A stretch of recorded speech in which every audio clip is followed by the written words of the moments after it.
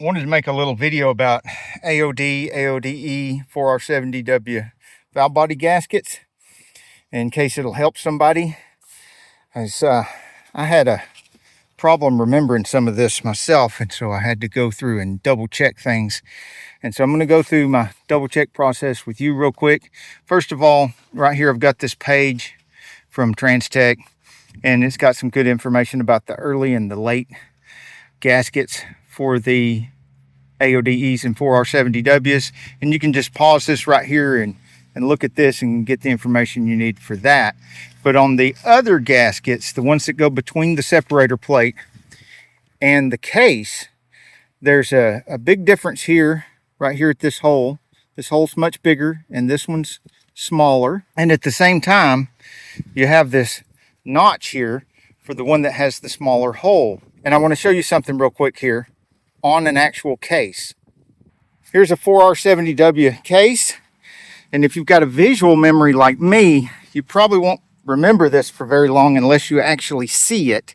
So I want to show it to you where you can actually see it.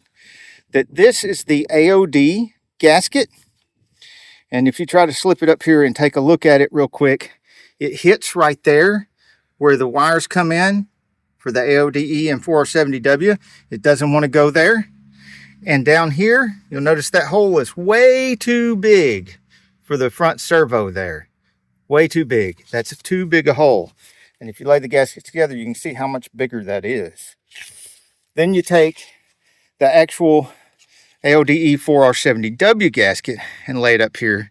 It's got this notch right here that fits comfortably there to give you some relief for the wires. And then right there where the servo goes, it's the proper size hole. It's a smaller hole for a smaller servo.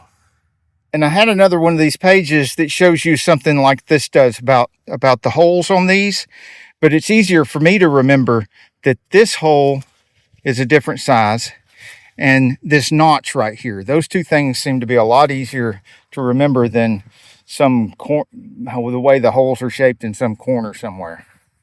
When I have them, I'll put a link to the gaskets that I have on my eBay store. When I don't have them, I'll put a link to, as a matter of fact, I'll just leave a link up there. If I can find any on Amazon, I'll leave you an Amazon link too.